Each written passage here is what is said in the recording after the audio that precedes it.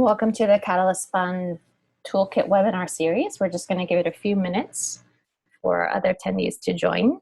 We see them joining now, and once we have a good group going, we'll get started.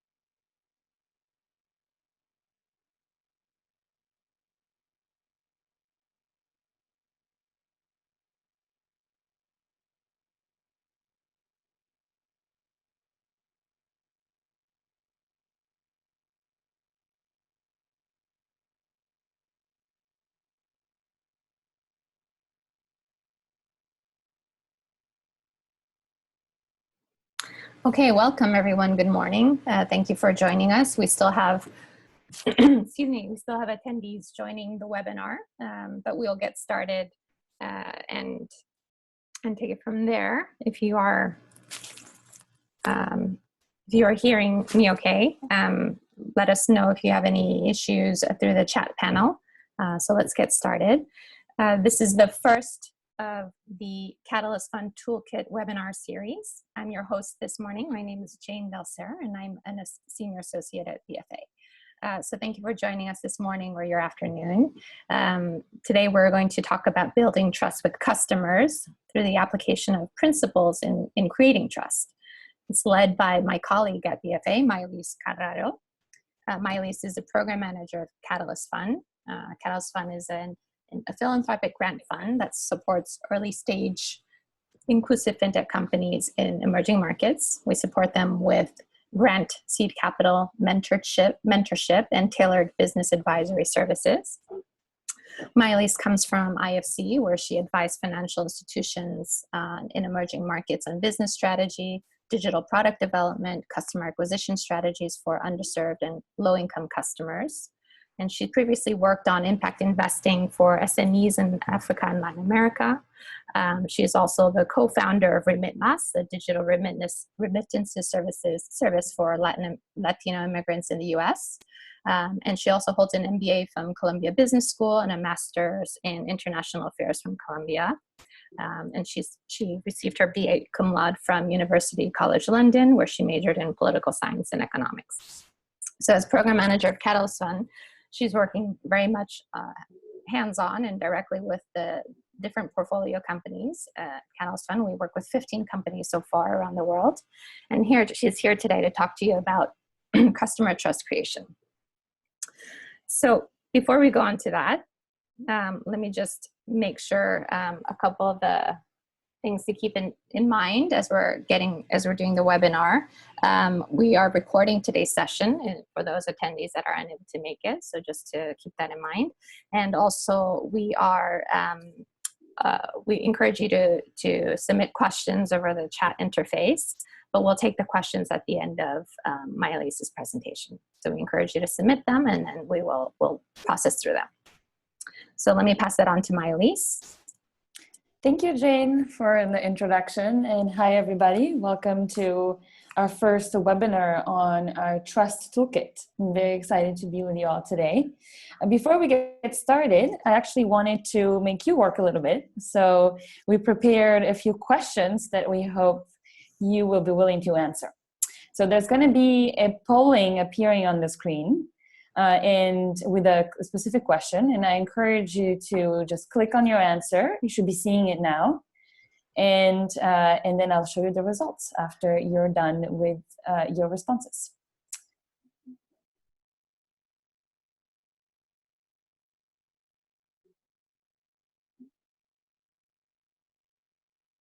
Yeah, I'll give everybody a minute or so to answer.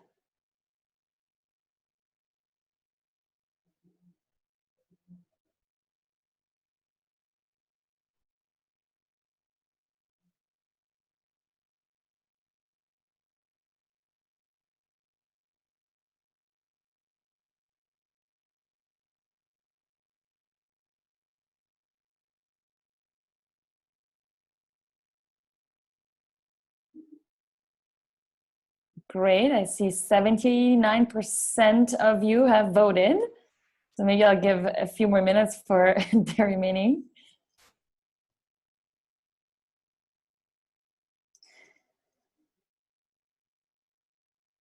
All right, this was really to get a sense of who's in the room with us today and what you came to learn from this webinar. So I can see that, for example, we have a lot of entrepreneurs in the room. Actually, 35% of you are entrepreneurs, maybe working actually on fintech products.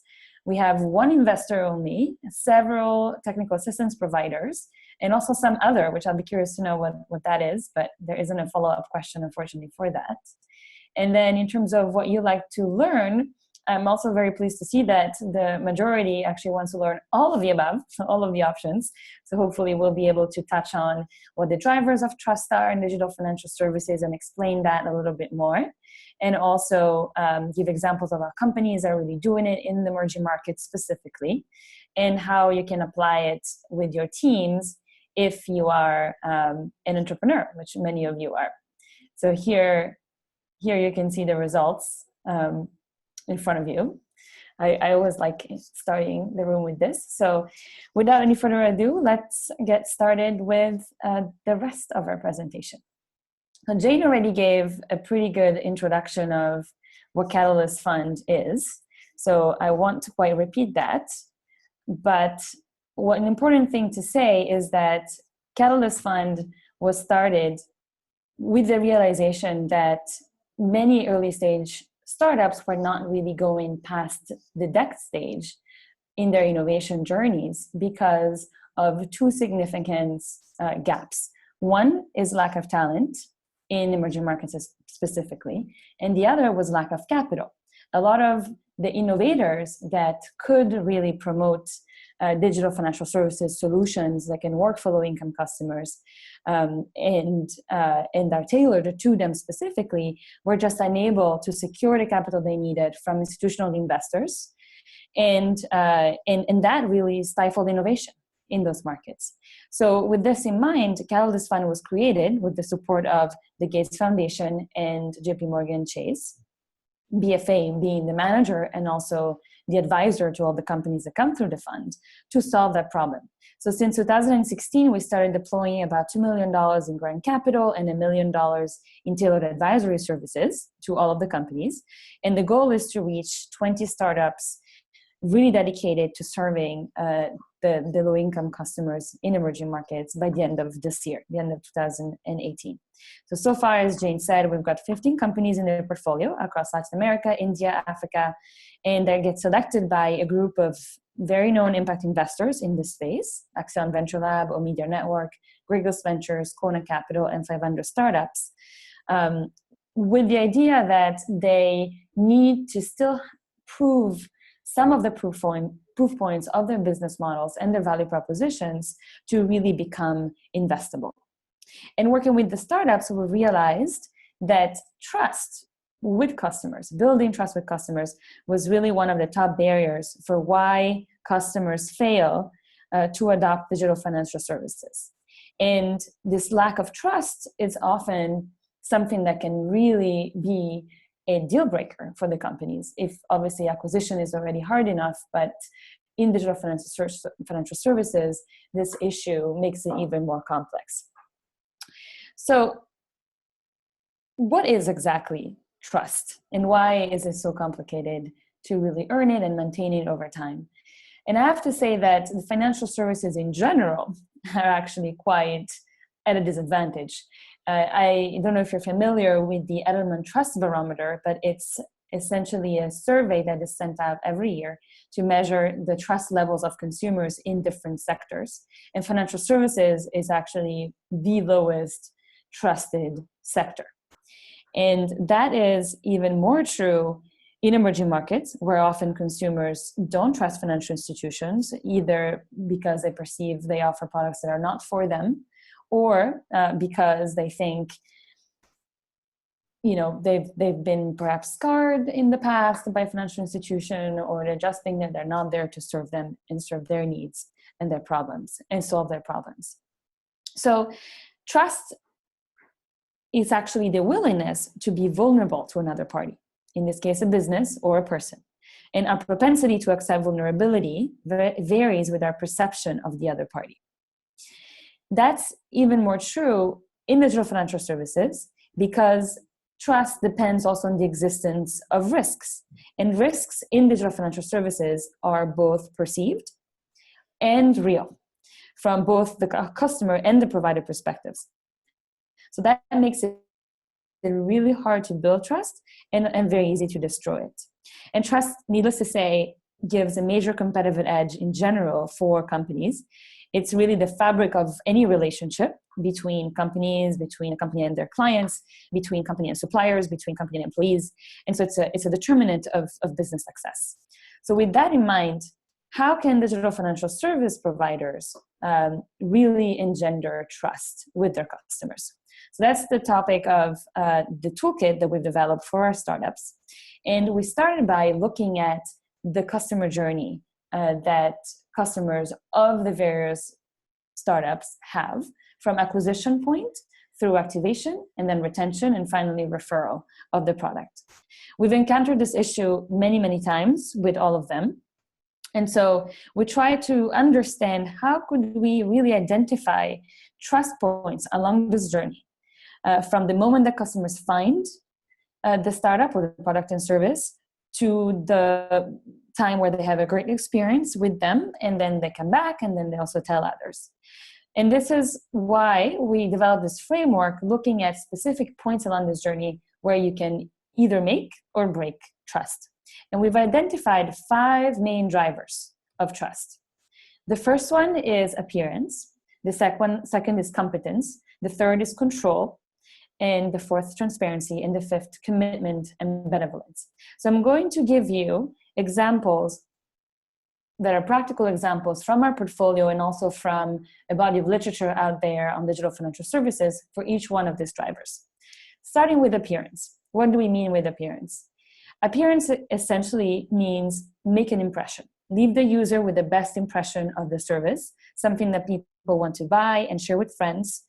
your ability to leave the users with the best impression, and not only that, but also something that really empowers them. So in practice, from a design standpoint, that means, for example, having a simple and straightforward design. So this is a screenshot here that you see on the screen of a digital financial service provider you might be familiar with. It's called Branch in Kenya. It's a digital credit solution for low-income customers in Kenya. And they made, by decision, the design of their interface extremely simple and adapted to the client base. So they have a rule of one screen, one action, for example, which in user experience and user interface design is often recommended as an easy way for the users to start adopting and using a product. And they use straightforward shapes and colors, varying text size, to really adapt it to the experience of their target users. This year, in fact, or last year actually, to be correct, Amazon identified that their one-click buying option was the one option that was considered a key to success in online shopping. And that's an extremely simple feature. So just to give you an example of how that was out, having a very simple design can be a driver of usage and trust. As opposing, for example, to a solution offered in India, which is Paytm, that has many users, but looks, in terms of it as from a design standpoint, a lot more busy. You don't really know all the options that are present. You actually have to scroll sideways to see them all.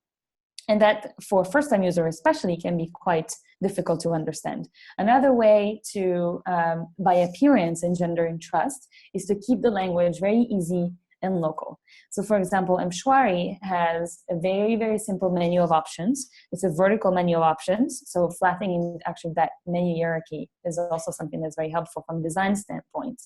Or Wave Money also uses, for example, icons to simplify even more the decisions of the users. So from a design, you need to understand what the users will digest more easily, but these are examples of how companies have done it.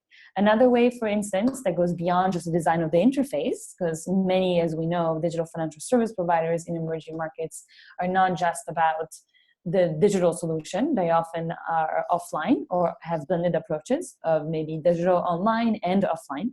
So creating clear and simple collateral also really helps. This is an example from one of our portfolio companies called Mobile Life. It's an insurance company in South Africa. And they, for example, create collateral, making it really simple to understand what the product is about, what the interface even is about in this case, and what the value proposition for the customer truly is.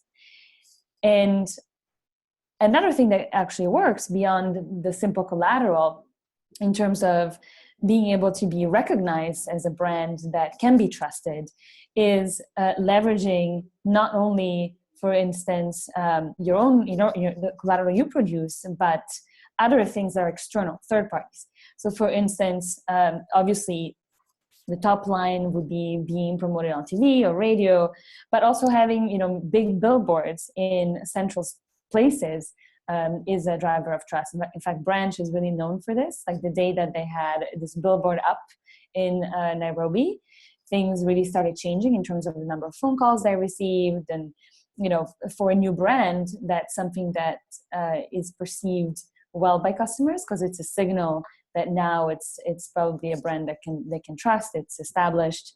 It's out there. They have, these big billboards. Obviously, it's an investment, so there's trade-offs to be made. But it's something that really helped them in a specific example. Again, from a design standpoint, here in the interface, you can see that it's extremely simple by design, for example, to refer friends. You can invite contacts immediately from the main menu of the first screen. So thinking of the last step of the customer journey and how you design for that from the beginning, making that simple, that's also a great tip. Making very easy to find, and ideally give also incentives, which again, as an early stage venture can be hard. But it's something that generally works. Refer a friend you trust, also using the language of trust in the referral incentive is quite popular. Moving on to competence. Competence essentially is giving the users proof of your ability. So ensuring that you're able to perform what you've promised with no errors and with consistency, delivering real results. Nothing new here, probably, but how do you actually translate this in terms of designing your business model? So for example, one way is really showing you understand your market really well. So this is, for example, the pricing options of Bima. You might all be familiar with this company. It's also an insurance company that offers pay-as-you-go insurance to calibrate really the time frames and also the coverage and the size of the policy payments to meet the consumer needs in that very moment. So customer, for example, who miss the payments can re-up without penalty. There's a real simple offering there with 3 options. And this product has worked really well because it was designed understanding the cash flows of the users from the beginning. Another example of this is, for example, an insurance company called Pioneer Life that designs similar, very small, they call them sachet insurance. So really adapted to the size that customers might be able to afford and also to their situations on a day-to-day in terms of cash flows. Showing competence also means having a simple process with no bugs. So making sure that not just the design is simple and beautiful, but also that, for example, at the acquisition step from the very beginning, there's no hiccups, there's no bugs, that the user is able to go through the process and get to successful completion in a few steps so that you deliver value as quickly as possible. Minimizing time to first value is really important. So that's a way, for example, to ensuring this. It might take some trial and error, some further testing before you go live with a digital financial service product. But it's also really helpful to have that first great experience for a client and make that user friendly. Also, providing evidence of completion in every step is really helpful.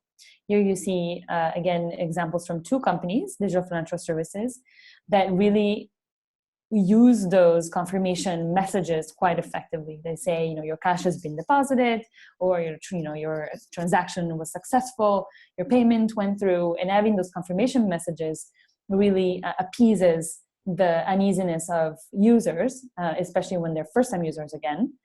And it works actually both with positive confirmation and also negative confirmation. So informing them, it's not being completed, and telling them what they should do now to address the issue or go back, or giving them prompts that there may be a step that they missed. So making that design process also very simple.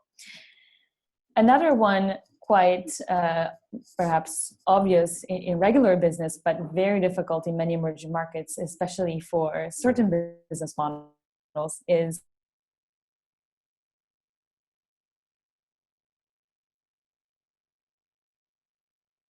portfolio companies. And that is a logistics company in Kenya. They're not formally approved, so I can't yet tell their name, but they essentially have a network of agents on motorbikes that bring goods to small entrepreneurs and mom and pop stores that sell, for example, consumer goods of any kind, actually. And what they do is that the first time that a shopkeeper signs on the platform, they tell them they're going to deliver, say, within a window of 2 to 3 hours, but they actually the first time deliver under 1 hour. And that's in order to have a wow effect with the customer. So telling them, you were not probably expecting that this would happen so fast. And that really has contributed to the shopkeeper to say, wow, I didn't even think this could happen at all. And now, I just ordered a can of Coke because I was running low. And here you are showing up at my door right after I clicked an hour later. And that wow effect has been really paramount for them. Also, for example, leveraging trust via social circles and personal relationships in communities that, for example, do not have a big mobile penetration, or digital usage is just not really embedded in the fabric of society. People interact with one another. Actually, having validation by key members of the community and leveraging those relationships of trusted leaders, for example, in those circles, or even specific individuals that you might mandate to communicate a certain message to the community.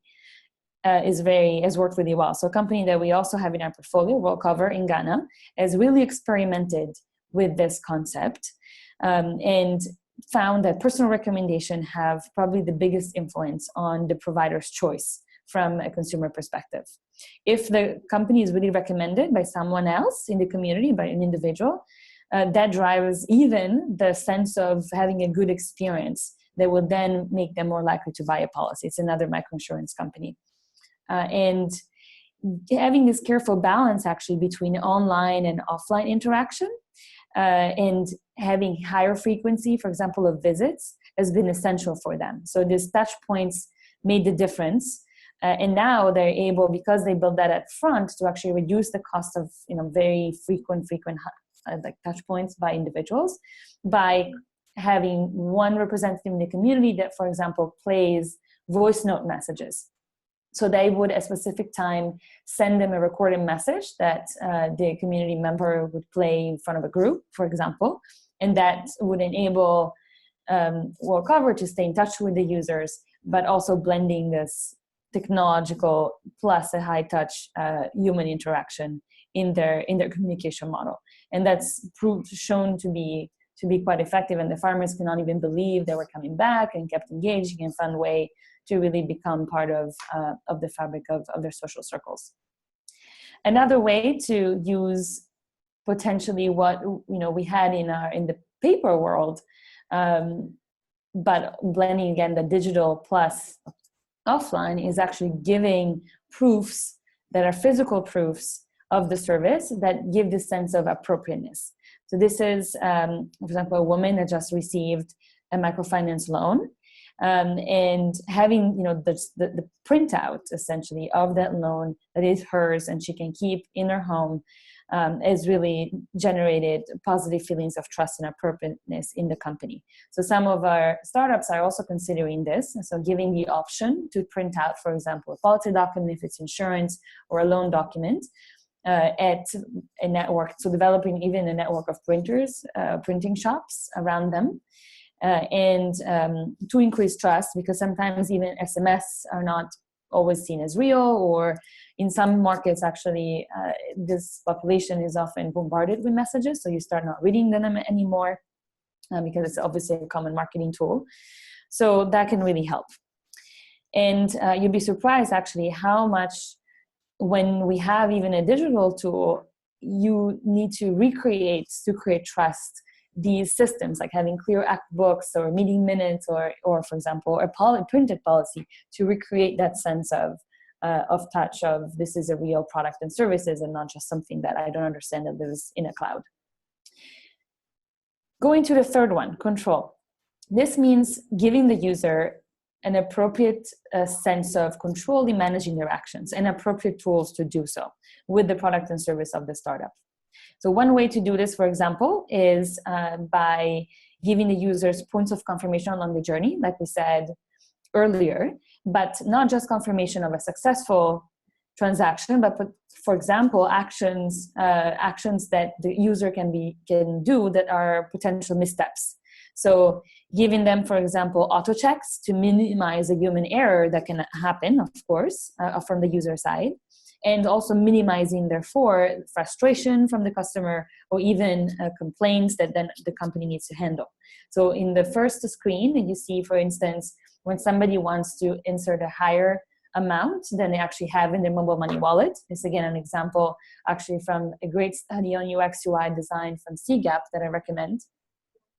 There's a message that pops up that says, are you sure you want to send this amount? Your balance is actually much lower. So the user can correct their action. Similarly, Mshwari does this in Kenya, so you can have that chance to confirm again or cancel the transaction. And these messages really engender trust and mitigate fear. Another way to give control is, for example, to provide a transaction history that clients can easily review on their own time, and everything is there. And they, again, can feel they have control over what happens, what they do, and it's transparently stated. Or, for example, giving the users the ability to rate and review. So this is not always easy in many markets where it's not part of the culture. You might all recognize the screenshot from Uber. A simple way, obviously, to rate and communicate feedback is providing either a rating system or just a feedback box with pre-filled fields that users just have to click on.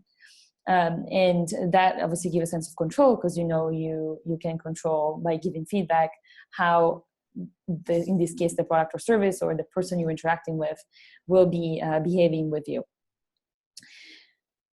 Lastly, and relatedly to control, transparency means being open and clear about the things that you ask and offer and why.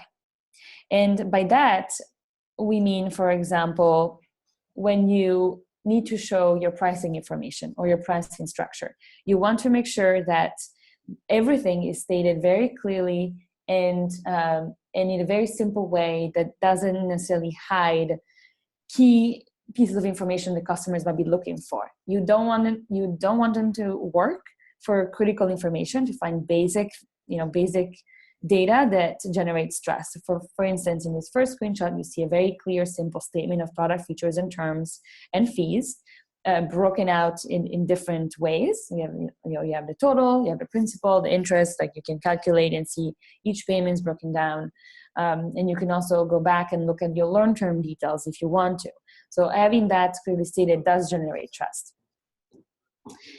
This is, as you see in the screen now, an example again from one of our companies, a microinsurance company for farmers in Ghana that I was mentioning earlier.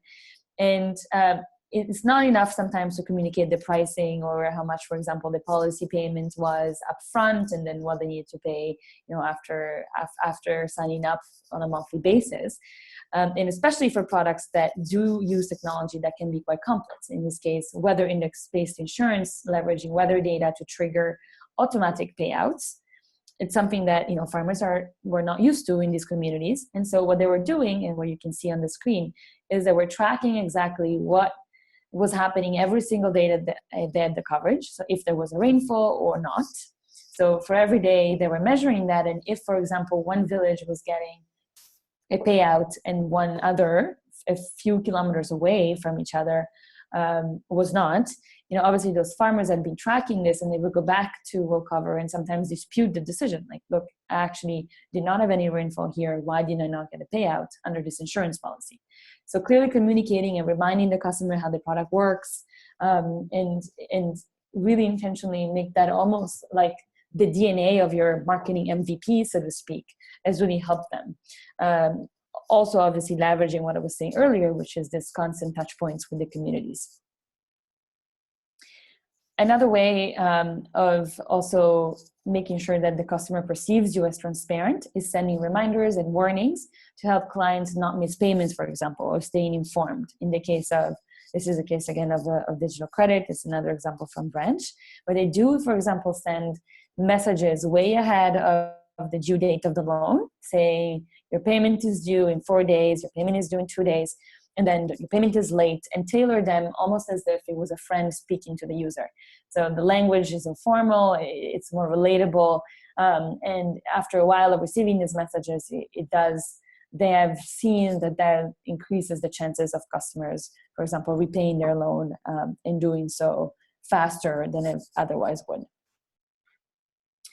Commitment and benevolence is the last one of our drivers, and means caring sincerely and committing to do what is right for your customer. So this might seem a little bit abstract, but essentially it means identifying and monitoring and mitigating at all times customer risks like fraud or inadequate handling, for example, of customer data, and really maintaining privacy, confidentiality, and respect. How you can do this, for instance, offering in 24/7 customer service support that's there all the time. People actually love to chat with a customer service interface. The Branch has seen this from the very early days, where people are even asking questions like, are you real? To get a sense of whether there was a real person answering, and making sure that they know exactly when and where to get answers from the first screen. Also, that is a big contributor to trust. And then finally, in a world where there's a lot of data shared over these digital solutions. Also making sure that the customer knows that their data is safe and secure contributes to building that trust, and so a sense of protection. For example, here in the first screen, when you sign up, even before logging in and signing up, they say we encrypt your data, we keep it safe and don't share it with anyone. There's a way to also check the terms of use and loan account agreement, again, like to see how the data is being handled and what kind of data has been used for what purposes. So that's, I think, a growing concern for most of our companies, and something that they're really striving to do and communicate effectively with the customers, particularly those that are not yet familiar or even attuned or sensitive to issues of data around data handling. And then finally, from a design standpoint, really being committed to do well for your customer, it's also making sure that, for example, good behavior is rewarded through product design. So again, here, for instance, if you don't miss payments, you can increase your loan amount in the next loan term. For insurance, in many of the companies, they do the same thing. Like if you've been paying upfront, in the next time you want a bigger, for example, sachet, when it's micro payments, you qualify immediately for a bigger amount or bigger coverage. But now that we've seen all these examples of how these things can practically be integrated into the design, how does the toolkit help the companies identify opportunities for trust creation along the journey? So in order to do this, we created the toolkit that's available online that you might have seen, that really walks you through the process, and you can use with your team, or you can use with companies in your portfolios if you're an accelerator or an investor. And looking at all of these drivers and how they play out at each step of the customer journey, again, to identify the trust points that I mentioned earlier. So one thing that we usually start off with is mapping the customer journey with our companies. We draw it out following this AARR framework, as we call it, noting down all the touch points, the questions and actions, the feelings, and the communication tools of the customer at each step. Then we generally split in groups and identify at each step how you can destroy or create trust at each point, using, for example, red and yellow post-its for trust creation and trust destruction actions. And that allows us to map the universe of trust elements along the journey, as I said, or we call the trust points. So you can use, for example, on the website, you can download this map, this chart that you see on the screen, which is what we call the Design for Trust roadmap, and note down the trust point with your teams.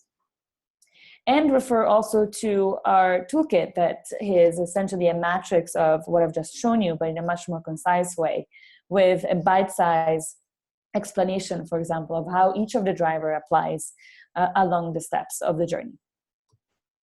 And lastly, the point is to reconvene again as a group, as the teams do often, with the CEOs and the others in the team of our startups, and really think about what are the key actions for trust creation I've identified, and what can I redesign for trust, either at a product level or at an engagement level, if it's an issue more of communication, marketing, and just engaging with the consumers. And then prototyping solutions. So setting up, for example, experiments, you might call them A/B tests or other sorts, but really trying to, with a small sample of customers, understand and monitor the effects of these tweaks, these design tweaks or initiatives that you might want to try to increase trust, and see how it's impacting the core business metrics of the company. So this was the first of a series of toolkits we've actually developed to support our startups, and we hope actually that they can be used for many other startup innovators in emerging markets. As you saw, all the examples are actually tailored all the time to emerging market context, with additional challenges that come with operating in these environments. This was the first one. We're developing also one around risks, so it's a diagnostic to determine critical risks areas in both internal and external for the startups. And finally, also one on how to reach product market fit. So a series of tools and frameworks to help startups get to that point, which is often hard when you're joining a program like Catalyst, and you're definitely sometimes pre-product, definitely pre-product market fit. So before I conclude and giving you a bit of our marketing spiels where you can find all these resources, let's take some of the questions.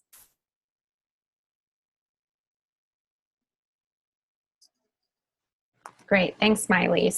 So we encouraged all the attendees to send over questions over the chat interface. You should be able to access that from, I believe, the bottom of your window. You just click on that and send the questions away. And while we're waiting for those to come in, Miley, I think we were also wanting to poll an interest in future webinars as well. That's right, but we can do that maybe at the very end after the questions. Okay, so while we wait for some more questions to come through, I have a question for you regarding how do companies assess the level of trust with their current customers? What have you seen? That is very much an iterative process. So many of them actually do a lot of problem solution fit interviews, for example. So they engage a lot at the very beginning as they're building the solution they're trying to push in the market, trying to understand the pains and gains of the customers, and then going back and asking for feedback on the product, doing a lot of user testing with the products themselves. Basically actually being, day in, day out with their early customers. And that's how they can understand where the trust issues might be. And then when they're a bit more advanced, they actually do these tests I was mentioning. So is there something that is leading, for example, to a big increase in user engagement or in uptake of the product? And what was that change? Was that directed at increasing trust, for instance? And oftentimes, they have intuition that is quite good in these situations. So, but it's definitely being close to the clients and having this iterative process in product design. Great, thank you. We have a question from Lizzie in the audience, and she's asking, do you have any examples of companies who have lost trust but were not actually a scam? Yes, we do. Actually, many of them face these challenges, even if it's over small things. For example, we're working with a company that's providing pay-as-you-go gastos in Kenya. So again, a way for clients to not bear the cost of the big upfront gas cylinder, but paying little by little. And they have a smart meter that allows to check and monitor the consumption on that smart meter. So they can send, for example, messages to the clients that they left their gas on, or that they're running low on gas. But at the beginning, one of the major concerns was related to fires, because obviously the cylinders in the slums of Nairobi can explode. And so what they did initially was giving out fire extinguishers to every client, and because that had happened, and they had to run to the customer home, and luckily nothing bad happened. But if something like that were to happen, it would have been really bad in terms of obviously other in the community trusting to having their product in their home. So providing the fire extinguishers for a while helped, and then they developed these messaging systems to really track and monitor the level of gas, if they were running low, if there were leakages. So they even improved the product itself to be able to prevent these issues that would destroy trust. And that's just one example. I can think of others. For instance, the company in South Africa I was mentioning, Microinsurance, they initially designed their product with a color set and a logo that was very, very similar to one of the major telcos in the country. And that actually contributed to customers not trusting them, and their messaging was unclear. So they were saying, well, you're so similar to this company, but you're a different company, but we don't recognize you, you're a new brand. I'm not understanding what you mean when you say, you're offering mobile simple insurance. And because again, the words that we're using were too similar to what a telco would use. And again, that led to changes in the marketing materials, changes in their tagline, and they went to fraud. So it's really small things sometimes that can destroy trust. Great, thanks, Miley. To follow up on that question, is there an area you see among the principles where once you've lost trust with your customers or you've eroded trust, where you would start first? Where you would start first in terms of designing a solution? About the principles that you would apply. Do you see is it more important to look to demonstrating competence? Is it more important to demonstrate transparency? Have you seen well, that depends really on what the product and service is, like what the solution actually is and why you lost the trust. So if it's an issue that, you know, your pricing wasn't clearly stated, or it looks completely fraudulent in the market, or, you know, usurious, then clearly you have to do something around that and communicating pricing better. So it's not that one driver is better than the other. They all happen, you know, as almost as a circle. Like they're interlinked, they enhance each other, and it's not you can really prioritize in absolute. You prioritize based on what the problem in terms of trust destruction was. So it really is depending on that, but I think it does provide an overview of what are the concepts or the principles that I can apply to solve a problem when I see it arise in terms of trust creation. Okay. In terms of questions, we also have just coming in. I'm not sure, this was anonymous. So do you have any examples of best practices in building trust when expanding operations to a new city? Any startups that you've worked with that face those issues and how they solve them? Yes. Our company specifically are early, so not many, actually probably only one, are thinking about scaling and expanding to other regions. But we have seen this through other work that we're doing. And so one way, for example, one of the companies we worked with was approaching this, was actually trying to, before entering a new market, building relationships with key supporters. So people in that community that would be either your early adopters or just people that would convey your messages and they were influential. So obviously that's difficult to do, but identifying that key influential person in the market or city that you're entering and how they can help you is really helpful, because they also understand, for example, if there's political dynamics at play or regulatory frameworks you need to go to manage, or respect, for example, the people to know, the people to talk to. So doing that little bit of advanced homework has really helped them. And also understanding, obviously, what other market players there are before entering, how they're positioning themselves, tweaking the message accordingly, based on what, for example, those key informants and influencers are telling you about the markets. But then after that, it's a little bit of trial and error. Great, thank you.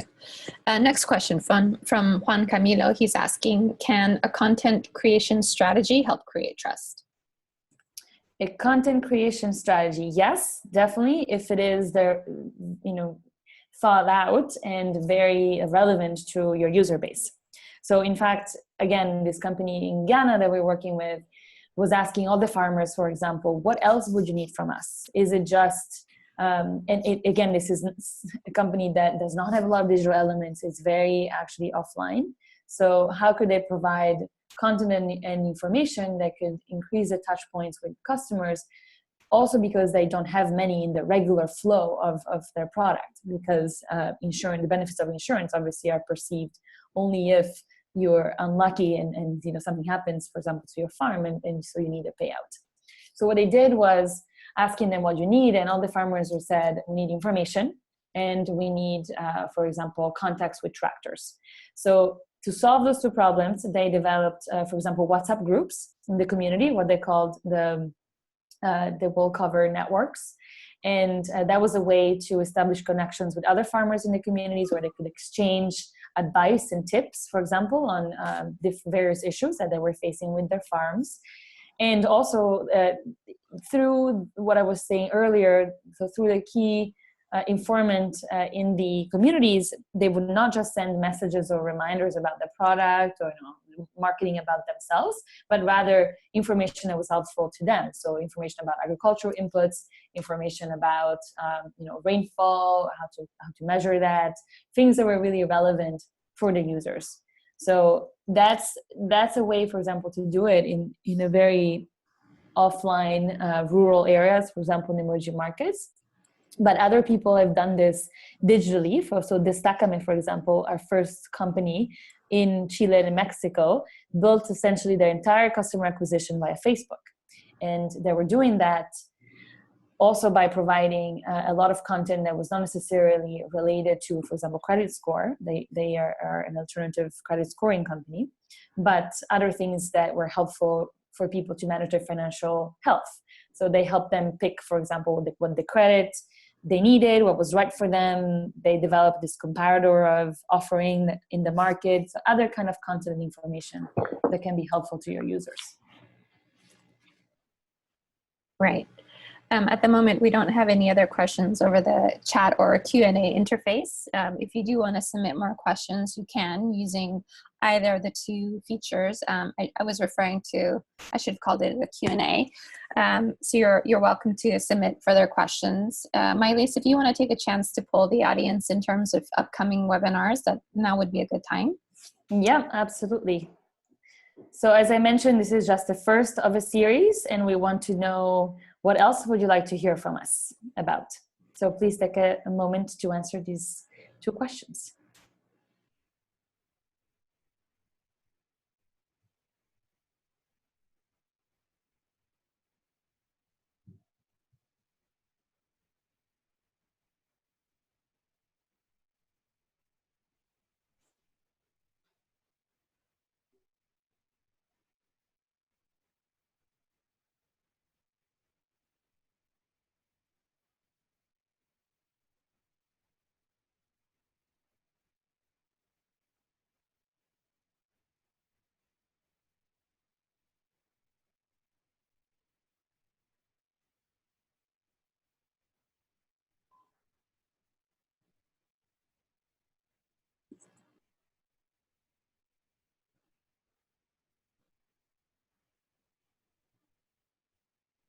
Okay, we have a 75% of the audience answering, so we'll just give it a few more seconds.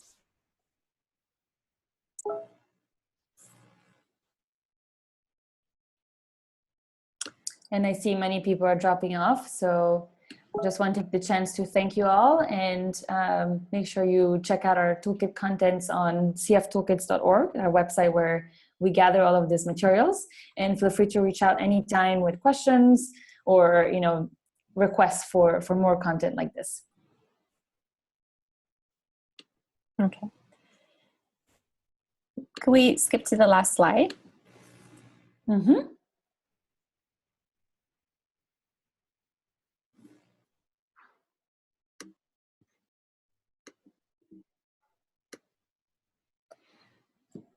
So we just want to thank everyone for joining us today.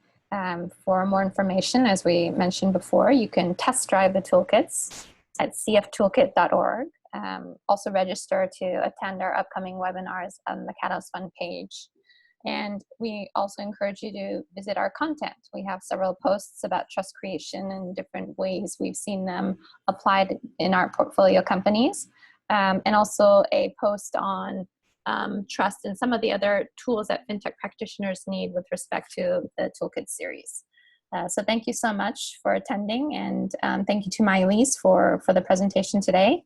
We'll be sending a follow-up email with the recording and these links for your reference, and I hope you have a good rest of your day or evening. Thank you so much.